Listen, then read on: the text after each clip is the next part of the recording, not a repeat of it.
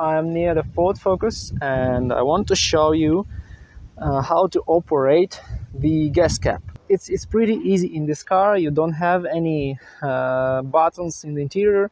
You just open it like that. But then you see some unusual things. If you had another car, you know it should have the gas cap, but here is no gas cap. This is the capless system. It's not like someone stole your gas cap. This system is capless. Here you have a little instruction, the sticker with the instruction of what to do. So if you are in the gas station, you will just put the nozzle here and it will open. You will not need to do anything. You will just insert it and you can buy some gas.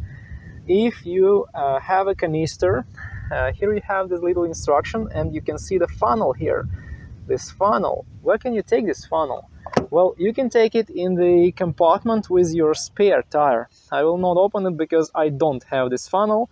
This is a used car and someone took it because someone thought it would be a useful funnel. And you first need to insert that funnel, or maybe any other funnel you can find, and then you can use some canister to fill some gas into your tank.